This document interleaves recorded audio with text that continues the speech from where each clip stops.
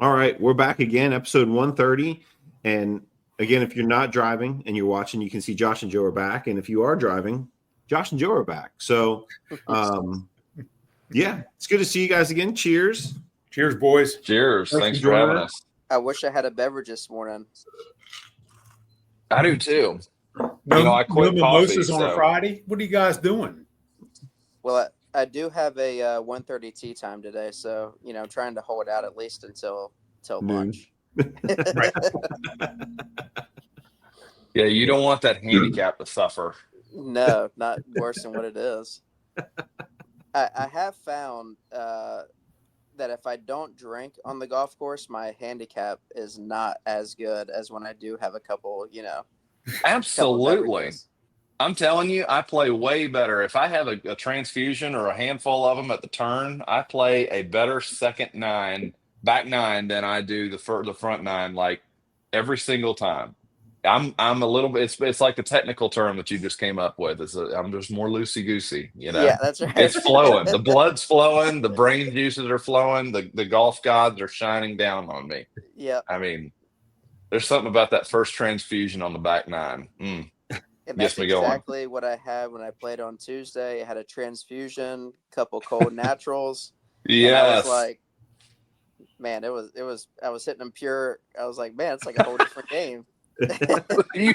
You're in them. During Fireman's Convention here back in the early 2000s, they would do a fundraiser every Tuesday, I think it was. They would do it, or whatever day it was, for one of the firemen's kids. And first year we played it kind of straight. I only took like a half a gallon of Bloody Marys. The next year, I built Bloody Marys in one of the big igloo, with the little spout on it. Yeah, yeah. The third and fourth year, I never played golf. I outperformed the cart girls with my igloo cooler and my Bloody Mary dispensers. People, where's Hickman? Well, you see the group of 20 people over there on the green? That's Hickman. He's dispensing his freaking Bloody Marys. Did you have your shorty shorts on? And I was going to say, were you scantily clad? I mean, yep, I wore a bikini, the whole 9 yards. It was great. The tips were fantastic. I bet. Just the tip. Speaking of banjo music, just the tip. Wow. Yeah, I can hear the banjos playing. That's enough, Pig. That's enough. Well, while we're on the topic of golf courses and the transition from our fishing episode last, I live on a golf course and happen to have access to some ponds back here. And, the guys like to give me a lot of shit for fly fishing, which has become my, almost every day. Which is not unfounded. Let's just say that. I mean, it's very much deserved. Well earned. It's deserved. I go out there and I burn them up. So almost every afternoon, just, sometimes it's 30 minutes, sometimes it's an hour. I'll go hit some of these ponds in the backyard, and we're not catching stud fish or anything, but you go out there and catch fishing. You catch a couple pound fish. I caught the smallest bass of my life on one of the biggest frogs that I have. His appetite was really, and I'm not kidding. This thing was like, 5 inches long.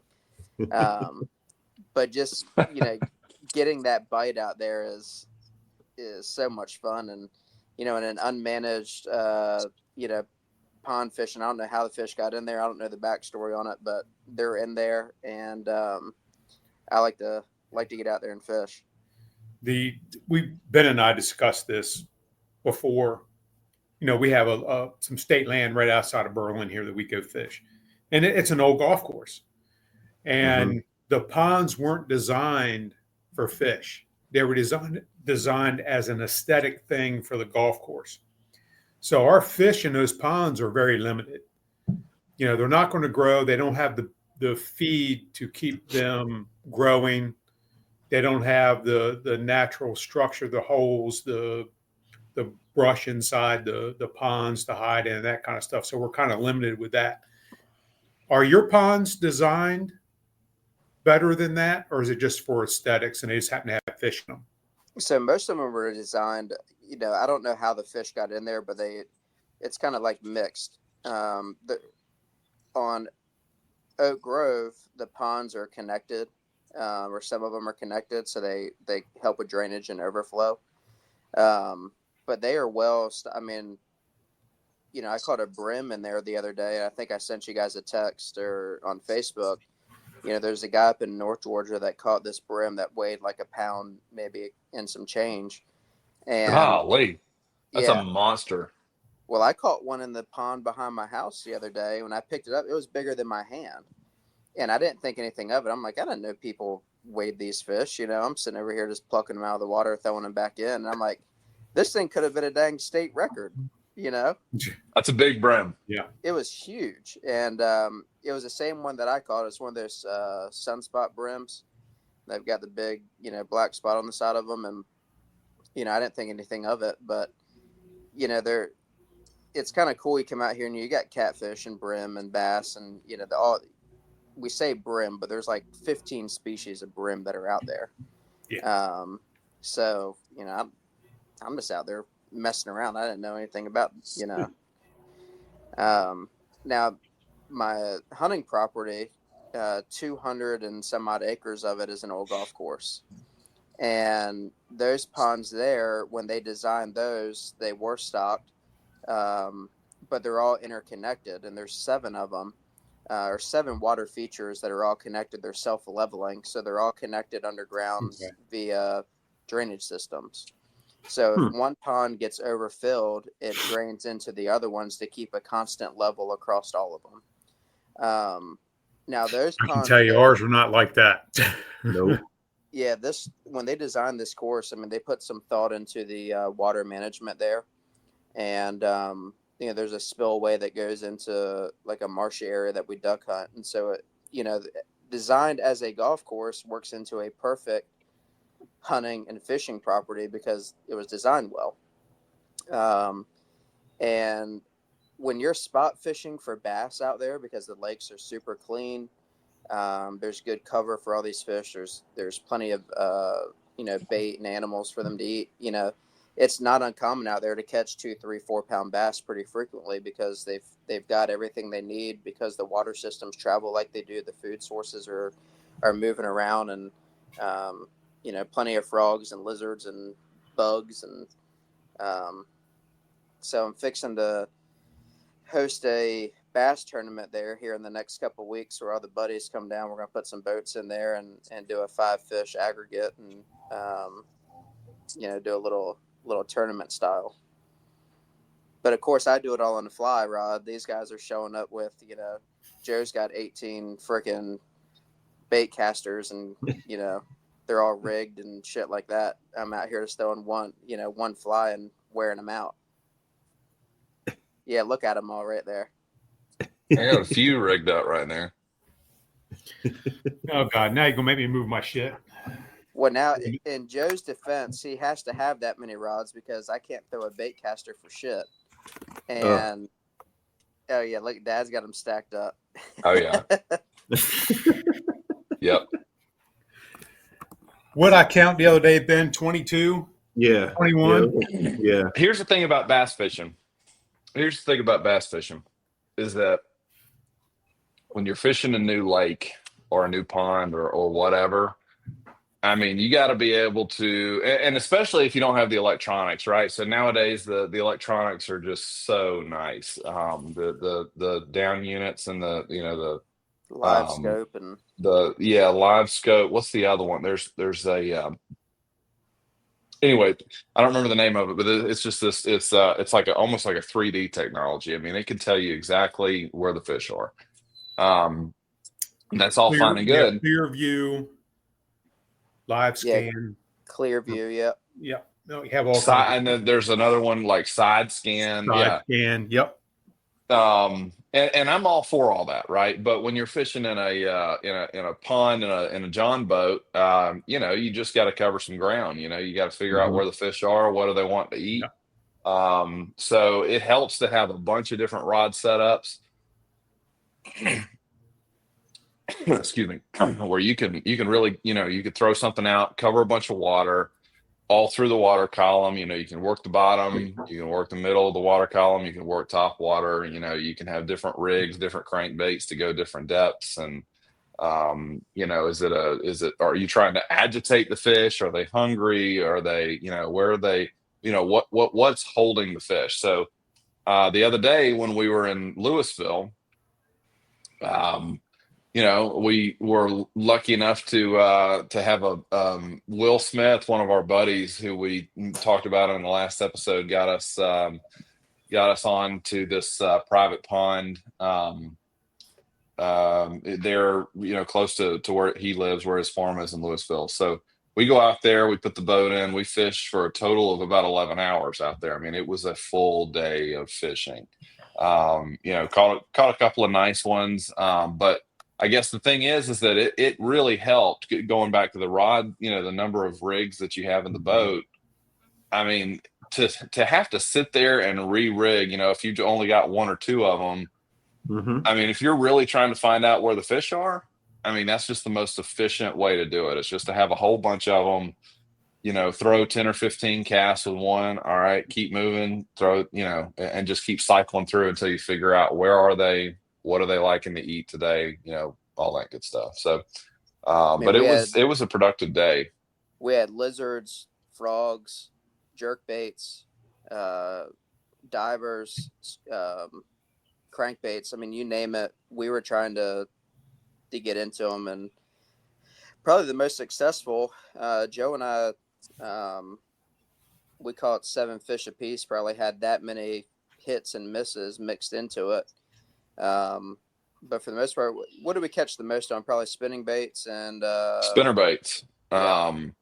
So the biggest fish that I caught was on a spinner bait. Joe, is that one down along the bottom? Yeah, it was just like that. Yep. Yeah, just like that spinner bait. Yep. Yeah, I don't know how you share this thing, but anyway, there it is. That one? Yeah. All right. About a 5.5 pound fish. Yeah, That's on the nice spinner fish. bait. Mm-hmm. And when it hit, Joe snatched on that joker, and it wasn't getting away. He's like, "Oh my, big fish, big fish, big fish!" Oh yeah. And there's 3 of us in a 12-foot, 1236 John boat, and we're all like, Part of the adventure. yeah. And like we said before, Joe is not he's a specimen of a human, So, when you got 240 pounds rocking around on a boat, and we were having a setting the hook with my entire body, going back like this. And the boat's literally like going back and forth. Josh and Will are holding on for dear life. I mean, they're getting life jackets on. Yeah, but I mean, I have been known. That's the reason why it's been so tough for me to learn how to fly fish, because I've been bass fishing my whole life. And when you catch, when you get a bass, when you're catching largemouth and you're, when it's time to set the hook, I mean, you put your entire body into that hook set. I mean, you're really letting the action of the rod dictate and what type of line they're using. And I fish with braid, right? So there is zero stretch, right? It's an immediate hook set. And I fish with all Falcon rods, and most of them are medium heavy action. So, when you set that hook, it's like whoosh, it really sets it. Whereas that's the reason with fly fishing, when I started learning that, it's like you got to have a lot more finesse. I lost so many fish because as soon as I would get hook one on, or I guess I hold it in the right hand, had the line in my left hand, I would go. And I'd jerk it back, and it's like, I thought that's what but, you just barely kind of hold that tip up just to keep that. I mean, the rod's like 18 feet long, or however long these fly rods are. And so you just kind of let the rod just sort of just keep tension on there. So that was something funny that, or interesting that I had to learn, going from heavy bass fishing to fly fishing. But yeah, we had a good time. It was, it kind of lean compared to. I mean, when you think about it, we fished for 11 hours and caught 16 fish. So that's a pretty light day. We didn't exactly wear them out. But But how many missed hook sets do we? I mean, we probably had that many probably misses. probably the same amount. Now again, I'm talking about 16 landed, like in the boat. So Will hooked onto one. I think he was fishing with a Texas rig. I think he was fishing with a 5-inch worm on a Texas rig, or it may have been on a shaky head rig. Anyway, he was fishing up under a log that had fallen and partially submerged right up next to the bank. And he was kind of skipping it up under the log and letting it sink and just kind of boom, boom, boom, kind of pulling it back. Wasn't it? Isn't that what he was fishing on? Yeah, Yep. I thought, yeah, some kind of worm. Irrelevant. Anyway, he hooks into one, and it's a big one. I mean, it's a really, really big fish, and he gets it, and he's like, oh, big one, get the net. So, and I'm fishing at the same time, and I'm working the trolling motor. Josh, of course, is up at the, uppity, I'm too good for y'all. Josh is up at the front of the boat with a stupid fly rod, getting it caught on everybody and like, oh, I'm too good for y'all. Y'all can deal with that. I'm fly fishing. And so I'm in the back of the boat, like I said, trying to keep the boat where it's with the trolling motor, and I got my rod in my hand. Now I'm trying to throw the rod on the ground to grab the net. He gets it up fairly close to the boat. It wasn't quite to the boat, but I mean, this was a big bass. It was a big fish. And so he gets it fairly close, not quite close enough. And by the time I'm like starting to reach down to net this fish, he gets off. He throws the hook.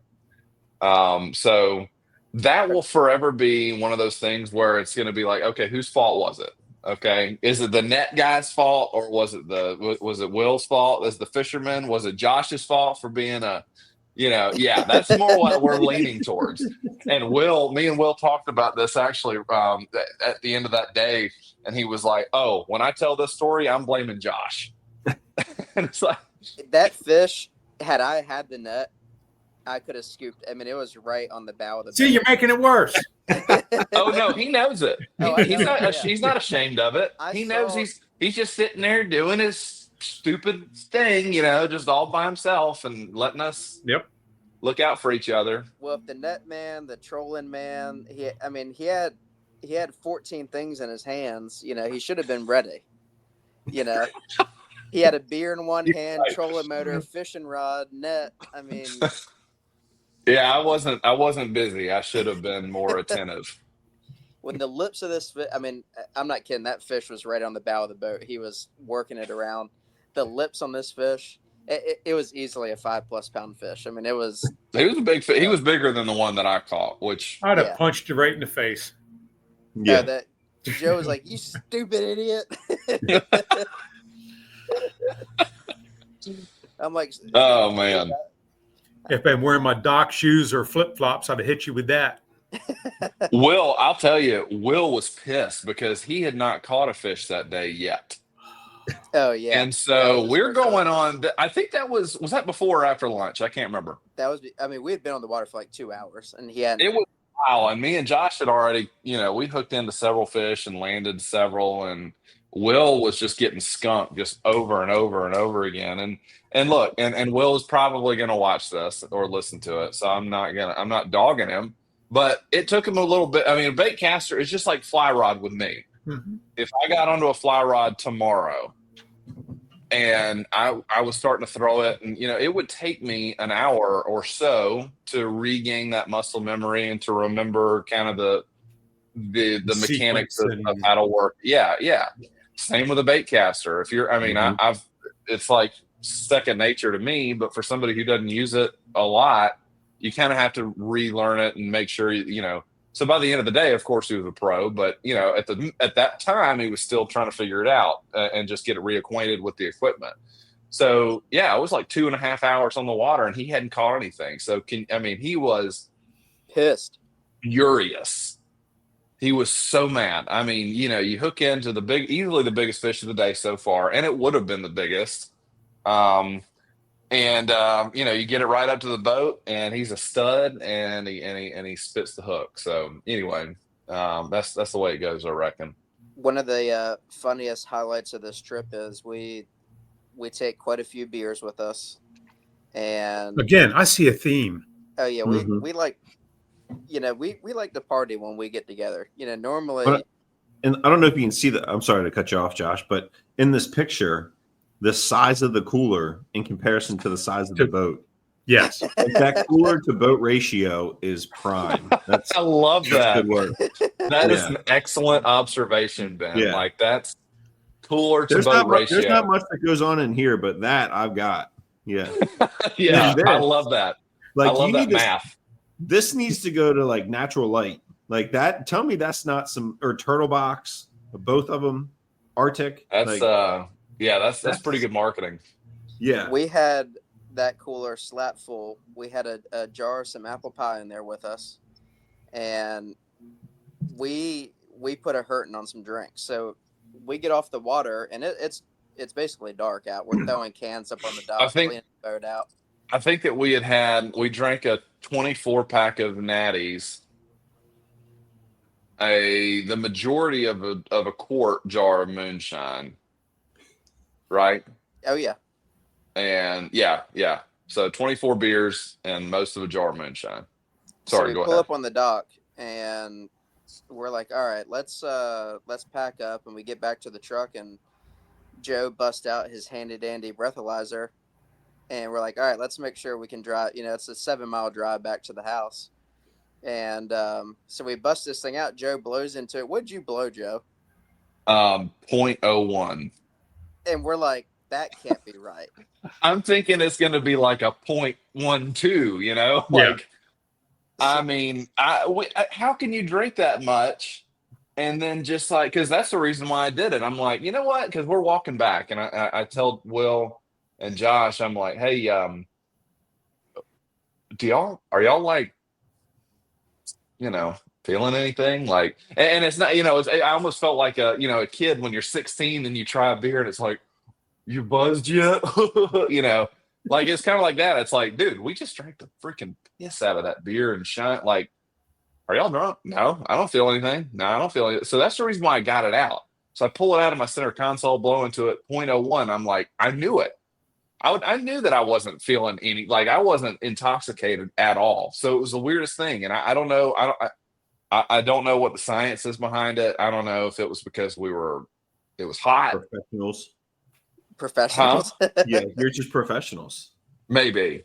But I really do. I don't know if it was because it was hot or if it was like that boat was always rocking, so it's like you're constantly having to use your muscles to keep your sea legs, right? I mean, you're keeping yourself straight up and down while the boat kind of does this throughout the whole day. And so I don't know if it was like a constant exercise that just didn't let it metabolize. I don't know, but it was the weirdest thing. None of us blew over like a 0.03. I mean, it was like barely. No, yours was like 0.0001 or something like that. I mean, it was insane. It was like not even a trace of it. So you need a new. Oh Lord, you need a new breathalyzer. Yeah, yeah, that may be right. I put that picture in there. That was that'll show you when me and Josh used to fish. I think that picture was taken. I was 17 there, and I think that was where was that? I think that was at the lodge, Josh, on the golf course. Yeah, probably right. We would go out there in the middle of the night, and I mean, we would catch some studs, just fishing right there off the bank at the golf course at Sea Island. Well, those ponds out there, they would have bass, redfish, and snook in them. And every once in a while, they'll have a little tarpon because it had a little bit of brackish water to it. By the way, a lot of people asked me, because when I was younger, I would hold the fish like this.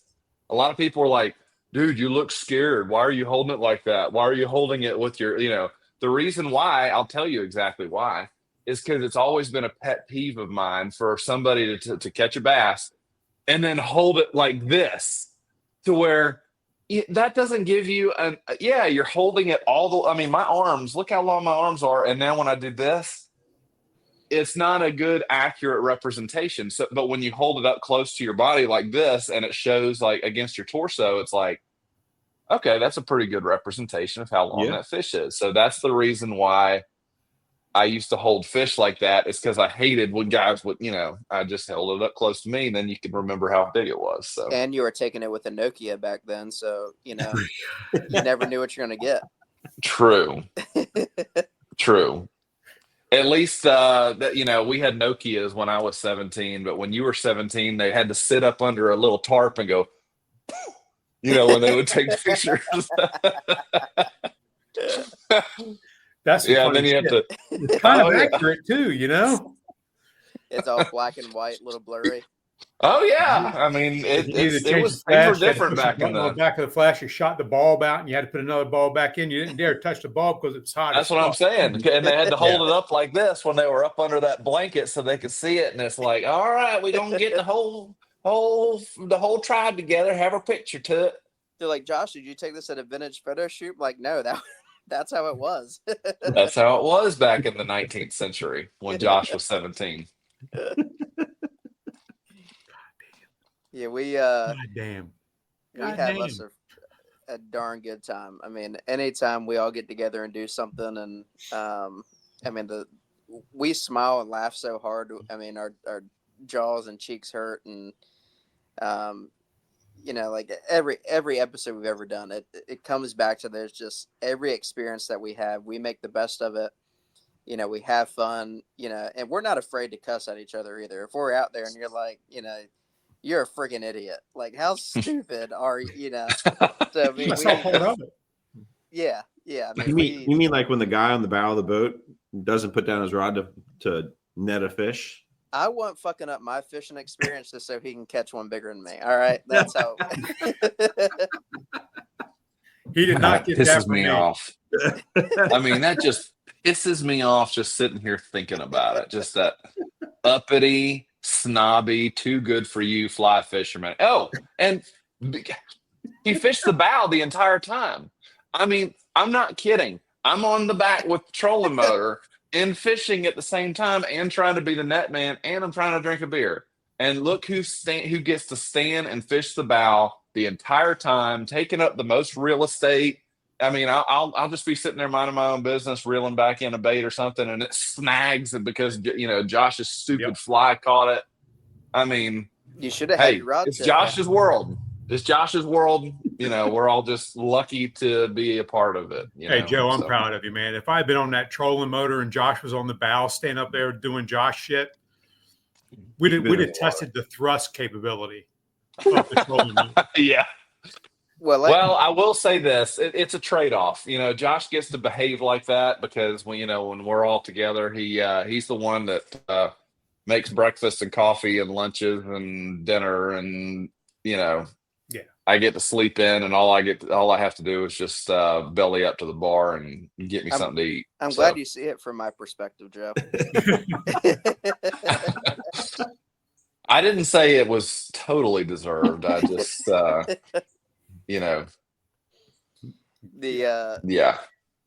of the funny parts was I would tell Joe. It's all funny. There's another funny part. It's all funny. Yeah, it's all funny. We're sitting up there, and we pull up in like this little cove, and we're fishing, and I'm throwing up in there. I'm like, all right, Joe, back it up a little bit. All right, Joe, pull it up a little bit. This pissed me. It pissed me off so bad. I knew it was getting Joe, and I just kept doing it. And he's like, you son of a bitch. Oh, I hated it. I mean, over there. Come on, Joe. You're better than this. You know what I'm looking at. Come on. Well, so Josh is like, ass captain. Yeah, exactly. That, I mean, he kept saying, hey, Joe, we're kind of drifting. Pull up left. And it's like, it's not my fault that your fly rod cannot cast all the way to the bank. And he would be like, no, hey, pull us up that way. Pull us up. And I'm sitting there just like, I can see it. This guy, and I'm reeling I'm trying to fish, right? And I'm getting orders like I'm the hired help. So, yeah, man, that just drove me crazy. So not only was he fishing the bow, not only was he fishing with a fly rod, acting like he's better than everybody. I think he was wearing a crown that day, or he may as well have been. And he's barking orders to me on where I need to take the boat. I mean, it was just. It was the shittiest guide service I've ever had in my life. Yeah, worse from than Will. No, nothing is that bad. I didn't. They didn't fear for their lives. Right. Yeah, no. I thought that Will invited us. He should have been the captain. I thought he was guiding this thing. Well, Will And he started out doing it, but yeah, Then he got upset because he didn't catch anything. Poor Will. I did feel a little bad there for Will at the end. We ended up riding around for about an hour or so, just kind of working some edges, and Will ended up getting into some good fish. So he was able to land some, and we ended up just, goofing off and, cruising. So, but it was, everything's just fun. I mean, Will went swimming. Oh yeah. Will jumped in the lake. Yep. He actually acted as our anchor for a little bit. We got into a good spot, and Will just hung off on the side of the boat, and Joe and I started we were catching fish, Yeah. So in other words, he had to pee. Well, the way I see it is we were just chumming the water. I don't understand it. We took 24 beers, a half a thing of moonshine, and we only raised the pond level 3 inches. I don't get it. Right. How's that for efficiency? Yeah.